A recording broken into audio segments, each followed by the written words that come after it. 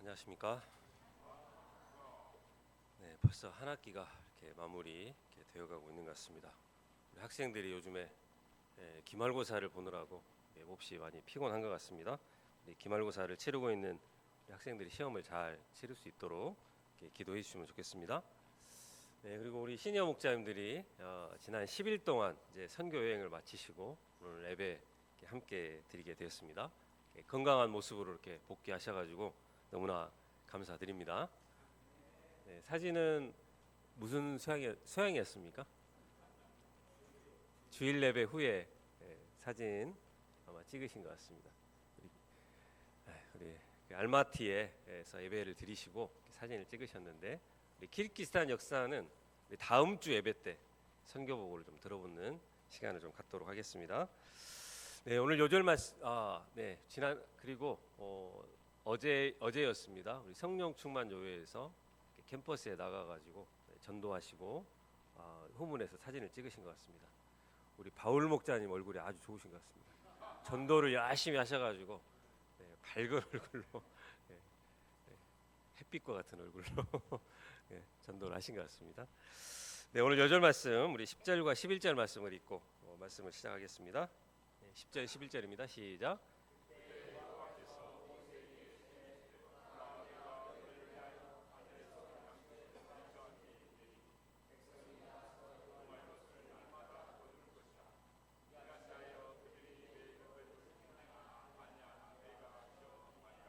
네, 오늘 말씀이 좀 잘못됐네요. 네, 지난주 말씀인 것 같습니다. 네, 제가 좀 잘못 지금 업데이트를 좀 해놓은 것 같습니다. 네, 10절과 11절 말씀을 한번 찾아가지고 한번 읽어보겠습니다. 그 메시지가 좀 있는 것 같습니다. 네, 10절 11절 함께 읽겠습니다. 시작. 이드로가 이르되 여호와를 찬송하리로다. 너희를 애굽 사람의 손에서와 바로의 손에서 건져내시고 백성을 애굽 사람의 손 아래에서 건지셨도다. 이제 내가 알았도다. 여호와는 모든 신보다 크심으로 이스라엘에게 교만하게 행하는 그들을 이기셨도다 하고 말씀을 시작하겠습니다. 오늘 말씀은 미디안 제사장인 이방인 이드로의 신앙 고백입니다. 여호와는 모든 신보다 크시다. 바로는 하나님의 놀라운 능력을 그 눈으로 두 눈으로 이렇게 생생하게 보았음에도 불구하고 하나님을 끝까지 인정하지 않다가 바로는 심판을 받았습니다. 그런데 반면 이드로는 이방인 제사장이었음에도 불구하고 여호와 하나님을 모든 신보다 크시도다라고 고백하고 있습니다. 그가 어떻게 이런 신앙 고백을 할 수 있었을까요? 17장 1절을 보십시오. 이스라엘은 아침에는 만나를 거두어 드리고 저녁에는 메추라기를 배불리 먹었던 이 기적의 장소인 신광야를 떠났습니다. 이때 그들의 여정은 그들 마음대로 간 것이 아니라 여호와의 명령대로 갔습니다. 그리고 리비딤이라는 곳에 장막을 쳤습니다. 그런데 또 문제가 발생했습니다. 그것도 역시 마실 물이 없었습니다. 그들은 수르 광야에서 이미 한 차례 마실 물로 인해서 시험을 받았습니다. 쓴물이 단물이 되는 그런 기적을 맛보았습니다. 그런데 문제는 이번 시험의 난이도가 조금 더 높다는 것입니다. 그때는 물이라도 있었는데 이번에는 이게 물 같은 것도 아예 구경도 할 수가 없었습니다. 그들은 이 문제를 어떻게 풀었습니까? 2절 말씀을 보십시오. 백성이 모세와 다투었습니다. 우리에게 물을 주어 마시게 하라. 모세는 4절에서 그들이 돌을 이렇게 던질 것 같다고 했습니다. 그들은 모세와 심하게 다투었습니다. 그리고 여호와를 시험했습니다. 그들은 모세를 원망하면서 당신이 어찌하여 우리를 애굽에서 인도에 내어서 우리와 그리고 우리 자녀와 우리 가축이 목말라 죽게 하느냐며 목소리를 높였습니다. 그들은 하나님께서 내신 시험 문제를 전혀 이해하지를 못했습니다. 하나님은 광야라는 아무것도 구할 수 없는 상황으로 그들을 인도하셨습니다. 그들을 이런 광야로 인도하신 것은 하나님께서 그 필요를 다 채워주시겠다는 것입니다. 그들은 어려움에 처하면 열 재앙을 내려서 애굽을 치신 전능하신 하나님, 그리고 홍해를 육지같이 건너게 하신 하나님, 광야에서 만나와 메추라기를 먹이신 그 하나님께 그들의 필요를 아뢰면 될 것입니다. 그러나 그들은 이 어려움 앞에서 하나님께 나아가야 할 때 그들은 눈에 보이는 그런 실제적인 방법만을 찾고 있었습니다.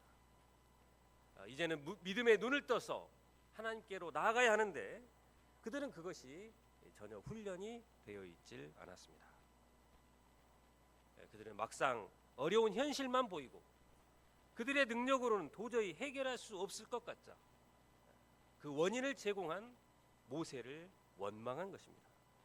모세와 다투고 모세를 돌로 치고자 했습니다. 하나님은 이 문제를 어떻게 해결해 주셨습니까?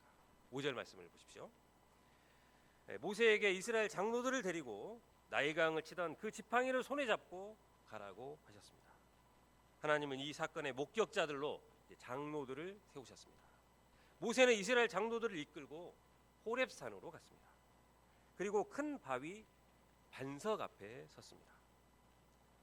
하나님은 반석을 치면 물이 나올 것이고 백성이 그것을 마실 것이라고 하셨습니다.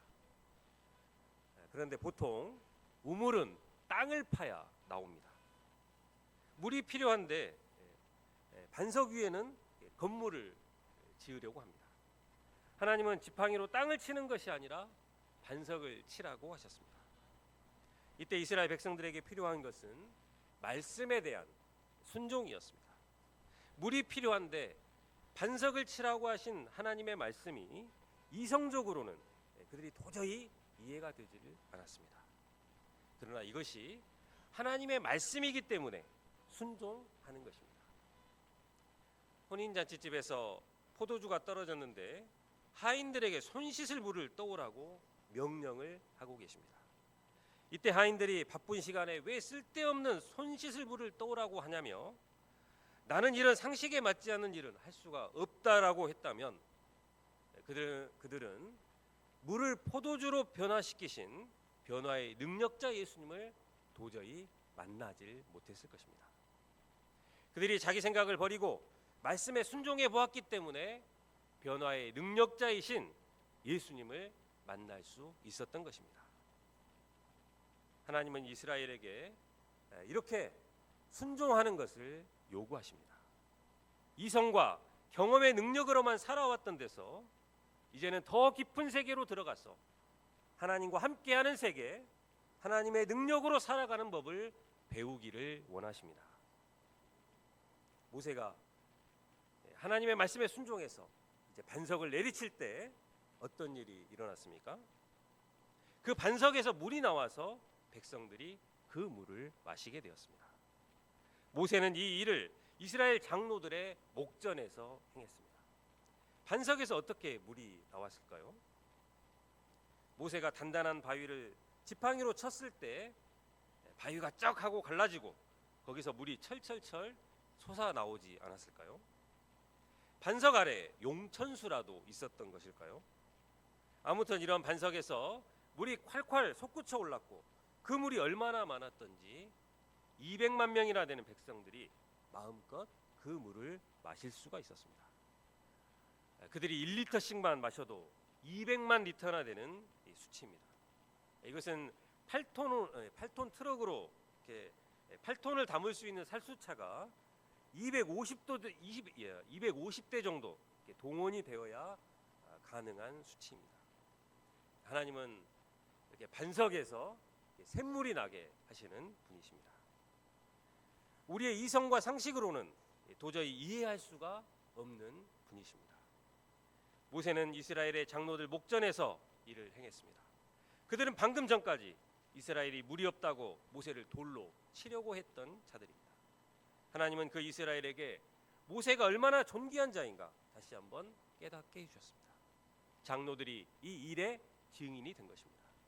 7절을 보십시오. 그가 그곳 이름을 마사 또는 무리바라고 했습니다. 무리바라고 이름을 붙인 것은 이스라엘 자손이 이곳에서 모세와 다투었기 때문입니다. 그리고 마사, 시험함이라는 지명은 그들이 이곳에서 여호와 하나님을 시험했기 때문입니다. 그들이 여호와를 시험한 것은 여호와께서 우리 중에 계신가 아니면 안 계신가 였습니다. 하나님께서 이스라엘에게 규례와 율례를 주시고 그들을 시험하신다고 하셨습니다. 이스라엘은 겸손하게 이 하나님의 시험을 잘 감당해야 했습니다. 그런데 도리어 그들이 이 하나님의 위치에 올라갔습니다. 그들이 하나님이 되어서 하나님을 감히 시험했습니다. 그들이 시험한 내용은 여호와께서 우리 중에 계신가 안 계신가 였습니다. 그들은 단순하게 그들의 삶의 여정 중에 아무런 문제가 안 생기면 하나님이 살아계신 것이라고 생각을 했습니다. 가는 길에 물도 있고 또 먹을 것도 있어서 문제가 안 생기면 와, 하나님이 모든 것을 예비하셨구나, 할렐루야, 하나님을 찬양했습니다. 그런데 물도 없고 먹을 것도 없으면 하나님이 멀리 다른 곳에 계신 것으로 생각을 했습니다. 우리들도 그렇습니다. 늘 하나님을 우리의 손바닥 위에 올려놓고 하나님을 시험의 대상으로 삼습니다. 시험을 보고 결과가 좋으면 하나님이 살아 계신 것입니다. 기다리던 버스가 빨리 오면 하나님은 또 살아 계십니다. 지각할 줄 알았는데 예상보다 빨리 도착하면 하나님은 진짜 살아 계십니다. 우산을 안 가지고 왔는데 염려하고 또 걱정을 했는데 발표한 것이 잘 되어서 교수님으로부터 이렇게 칭찬을 받으면 하나님은 진짜 살아 계십니다. 우산을 안 가지고 왔는데 집에 갈 시간에 딱 맞춰서 비가 그치면 하나님은 완전히 살아 계십니다. 이렇게 상황에 따라서 하나님이 살아 계시기도 하고 또 안 계신 것이기도 한 것일까요? 우리가 이런 얄팍한 것으로 하나님을 시험하는 자들이 되지 않아야겠습니다. 우리는 인생을 살면서 늘 무엇인가 부족함을 겪으면서 살아갑니다. 물과 먹을 것뿐만 아니라 함께할 친구나 동역자, 그리고 부족한 환경 가운데 놓일 때가 많이 있습니다. 이때 우리가 하나님을 시험하는 자들이 아니라 그 필요를 하나님께 나아가서 아뢰 수 있는 하나님의 자녀들로 살아가기를 기도합니다.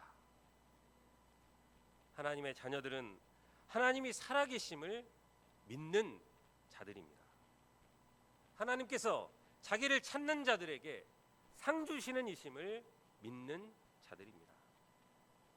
우리가 원망하고 불평하고 부족하다고 다투는 자들이 아니라 하나님 앞에 나아가서 나의 부족함을 아뢰는 그런 기도하는 하나님의 자녀들로 살아가기를 기도합니다. 이스라엘은 마실 물이 없는 시험 문제 앞에서 정답을 찾지 못했습니다. 르비딤은 그들에게 실패의 장소였습니다. 그런데 엎친 데 덮친 격으로 그들에게 다시 한번 헬 난이도의 시험이 주어졌습니다. 아멜렉이 그들을 공격해 온 것입니다. 말렉이라는 단어가 왕이라는 뜻인데 이 부족 이름에 왕을 붙인 것은 그만큼 그들의 힘이 강하다는 것입니다. 민수기서 24장 20절은 그들을 민족들의 으뜸이라고 말했습니다. 그들은 싸우는 것이 익숙한 자들이었습니다. 반면 이스라엘 백성들은 애굽에서 이제 노예 생활을 한 것이 전부였습니다. 한 번도 싸워본 적이 없었습니다.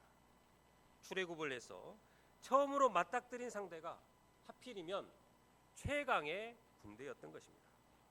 그들은 시험과 고난의 연속이었습니다. 이때 모세는 이런 위기 가운데 이런 위기를 어떻게 돌파했습니까? 9절 말씀을 보십시오.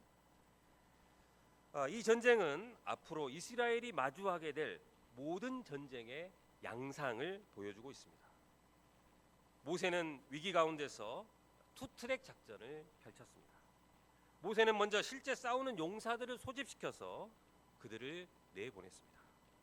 모세의 시종이었던 여호수아가 이 그룹을 맡았습니다. 그가 사람들을 택해서 나가서 아멜렉과 싸울 것을 명령했습니다. 앞서 목말라 죽을 수 있는 위기 앞에서 이스라엘 백성은 모세를 원망하고 또 돌로 모세에게 던지려고 했습니다. 이번에는 아멜렉의 칼을 맞아서 죽을 위기를 맞이한 것입니다. 모세가 싸우러 나가라고 했을 때 그들은 아멜렉한테 개죽음을 당하라는 것이냐며 대들 수도 있었습니다. 그런데 이번에는 아무 말 없이 순종해서 싸우러 나갔습니다. 그러나 영적 싸움은 이것으로 부족합니다. 두 번째 그룹이 중요합니다. 두 번째 그룹은 산 꼭대기에서 기도하는 그룹입니다. 이들은 모세를 중심으로 영적인 리더들이 모여 있었습니다. 모세와 아론과 훌입니다. 세상의 전쟁은 첫 번째 그룹이 잘하는데 성패가 달려 있습니다. 군사력이 얼마나 잘 훈련이 되어 있는가, 또 준비가 얼마나 되어 있는가에 따라서 그 성패가 달라집니다. 그러나 하나님이 함께 하시는 하나님의 백성들은 이 군사력에 의해서 승리하지 않습니다. 이번 주 양식 말씀에 나왔던 호세아서에도 이스라엘은 정치나 외교력을 의지하지 말라고 했습니다. 심지어 말을 타는 것을 그들이 회개했습니다. 그들은 군말을 보유하는 것도 제한을 받았습니다. 하나님의 백성은 혈과 육으로만 싸우는 것이 아닙니다. 하나님의 백성은 영적인 싸움을 해야 하는 것입니다. 11절 말씀을 다 함께 읽어보겠습니다.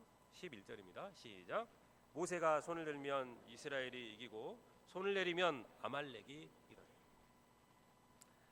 애굽에서도 모세가 하나님께 손을 들면 재앙이 중단되었습니다.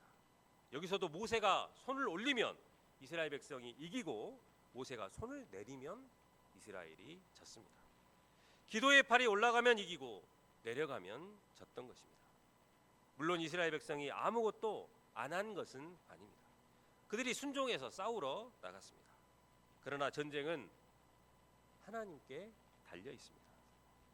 모세가 손을 들었다는 것은 무엇을 말하는 것입니까?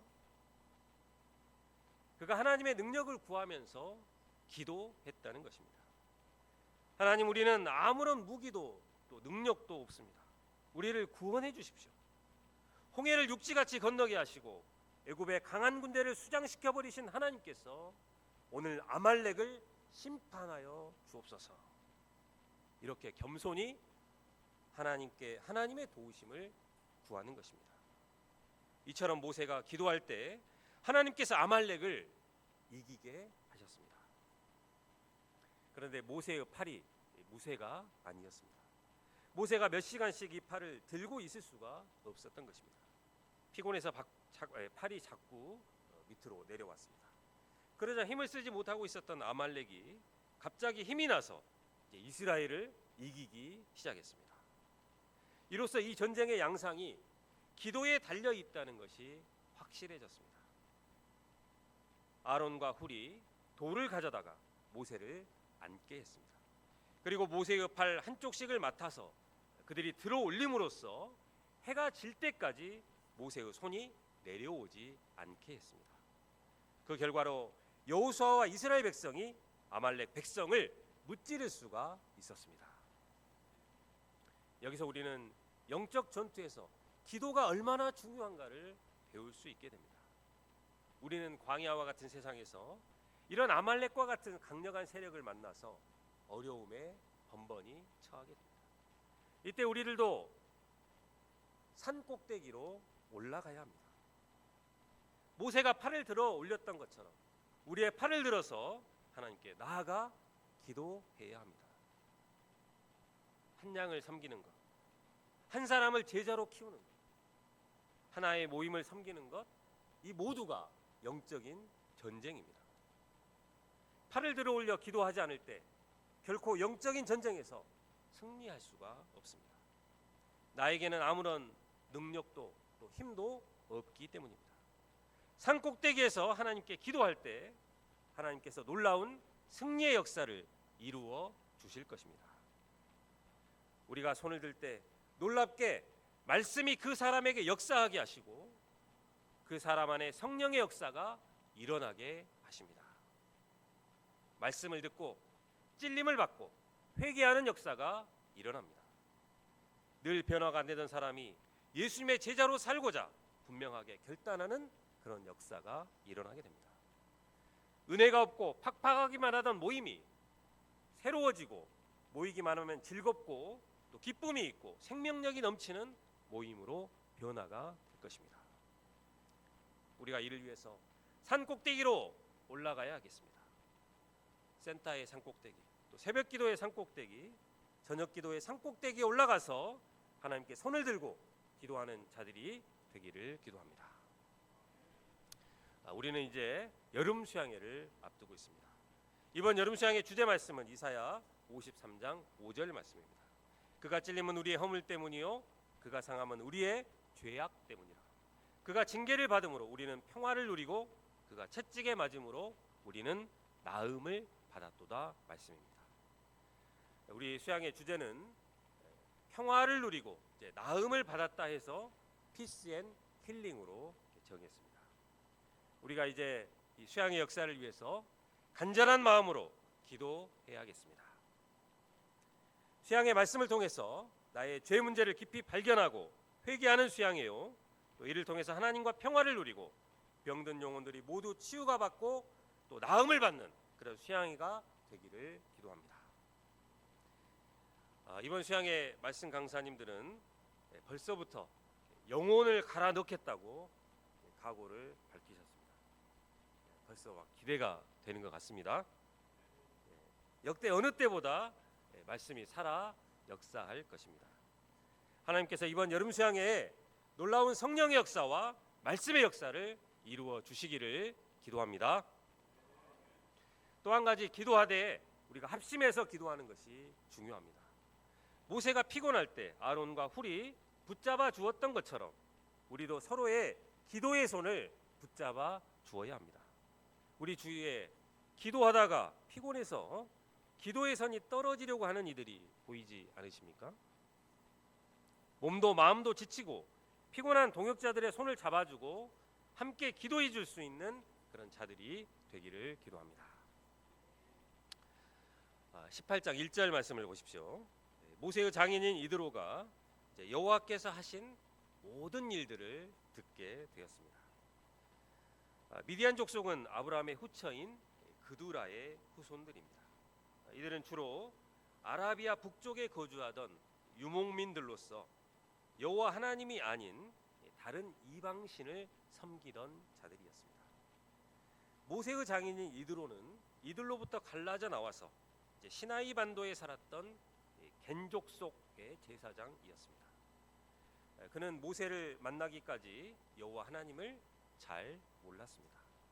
이런 그가 여호와 하나님이 자기 백성 이스라엘을 애굽에서 인도하여 내신 그 모든 일을 듣게 된 것입니다.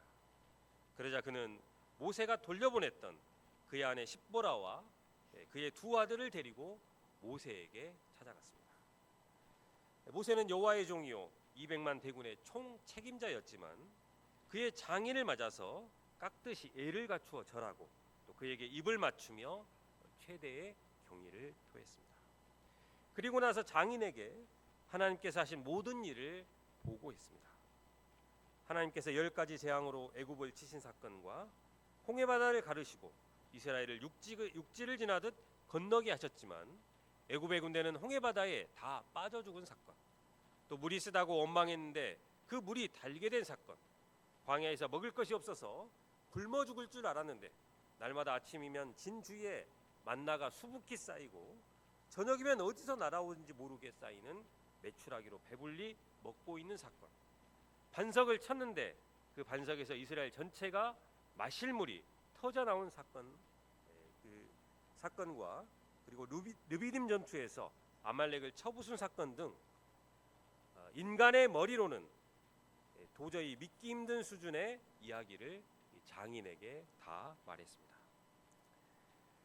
모세의 증거를 다 들은 이드로의 반응이 어떠했습니까? 10절과 11절 말씀을 다 함께 읽어보겠습니다. 10절 11절입니다. 시작.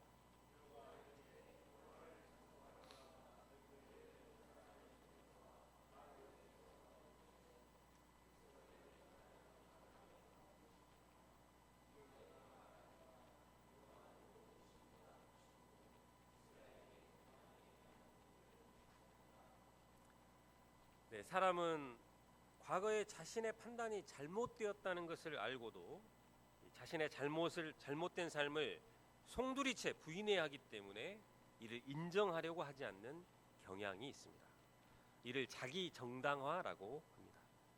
장인은 평생 미디안의 제사장으로 살았습니다. 이런 그가 다른 신을 인정한다는 것은 참으로 어려운 일입니다. 애굽의 바로는 열 재앙을 눈앞에서 보고도 여호와 하나님을 인정하지 않았습니다. 더욱이 이드로는 듣기만 했지 하나님의 역사를 하나도 본 것이 없었습니다. 이드로는 단지 모세의 설교를 들었을 뿐입니다. 모세가 해주는 말씀을 잘 들었습니다. 모세가 해주는 이 1:1 공부를 통해서 그는 하나님이 어떤 분이신지를 깨닫게 된 것입니다. 여호와는 모든 신보다 크도다. 이 고백은 모든 신보다 크신 여호와를 알게 된 놀라움과 기쁨이 담겨져 있습니다. 비로소 자기가 섬겨야 할 진정한 신을 알게 된 감격이 담겨 있습니다. 그런데 그의 신앙 고백은 입술로만 그치지 않았습니다. 12절 말씀도 다 함께 읽어보겠습니다. 12절 말씀 우리 강의안 보시고 또 성경 말씀을 보시고 여기는 지금 안 나오는 것 같습니다. 12절 말씀을 다 함께 읽어보겠습니다. 시작. 모세의 장인 이드로가 번제물과 희생 제물들을 하나님께 가져오매 아론과 이스라엘 모든 장로가 와서 모세의 장인과 함께 하나님 앞에서 떡을 먹으니라. 이드로는 지금까지 미디안 안에서 온갖 우상을 섬겨왔던 제사장이었습니다. 그런 사람이 한순간에 변화가 되어서 다른 우상들을 버리고 이제는 하나님을 섬기겠다고 결단을 한 것입니다. 번제는 짐승을 잡아서 전체를 태워서 드리는 제사입니다. 제물의 모든 것을 남김없이 태워서 드림으로써 하나님께 전적으로 드린다, 내 모든 것을 드린다는 의미를 가진 제사입니다. 그가 번제를 드린 것은 그의 일생 자신의 삶을 이제는 하나님께 드리겠다는 의미인 것입니다. 희생 제물을 드렸다는 것은 그가 화목 제물을 드린 것으로 보여집니다. 화목제는 하나님과의 관계가 회복되었거나 이를 감사함으로 드리는 제사로 유일하게 바쳐진 제물을 이웃과 나누어 먹는 제사입니다. 이로 인해서 광야에 갑작스러운 그런 구원의 잔치가 벌어졌습니다. 아론과 그리고 이스라엘의 모든 장로가 와서 모세의 장인과 함께 하나님 앞에서 떡을 먹게 된 것입니다. 우리 한 달 뒤에 있는 2025년 광주 7부 여름 수양회에도 이런 이드로와 같은 자들이 하나님의 말씀을 듣고 여호와는 모든 신보다 크도다 고백하는 역사가 있기를 기도합니다. 이번 여름 수양회가 구원의 잔치 그리고 생명의 잔치로 기쁨과 찬송이 넘쳐나기를 기도합니다. 지금까지 하나님은 이스라엘 백성과 언약을 맺기 위해서 자신이 어떤 분이신지를 계속해서 알리고 계십니다. 그리고 이제 마지막으로 이방인 이드로의 입을 통해서 이것을 알리셨습니다. 여호와는 모든 신보다 크시도다.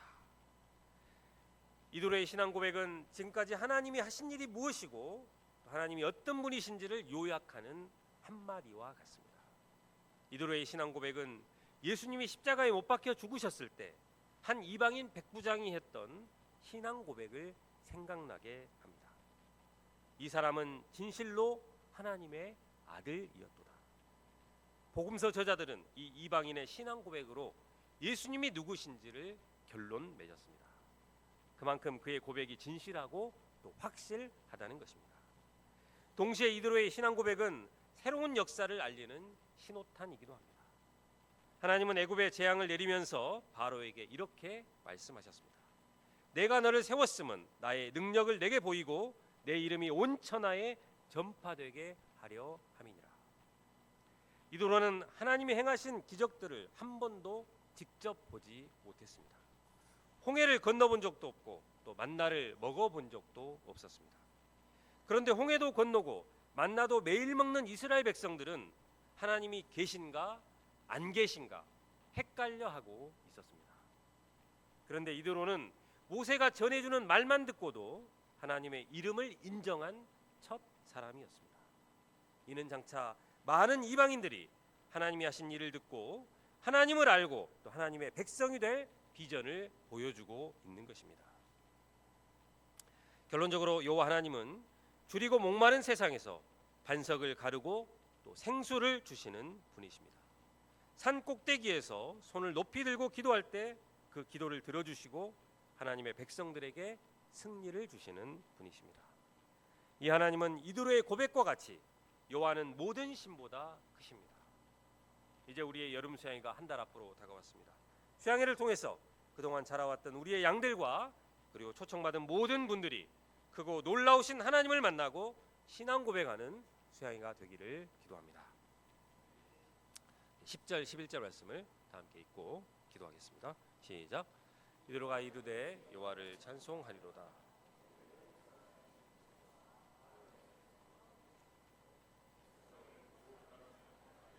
건지셨도다. 이제 내가 알았도다. 여호와는 모든 신보다 크심으로 이스라엘에게 교만하게 행하는 그들을 이기셨도다. 기도하겠습니다. 하나님 아버지, 오늘 말씀을 통해 여호와는 모든 신보다 크시다 하는 이방인 이드로의 신앙 고백을 배우게 합니다.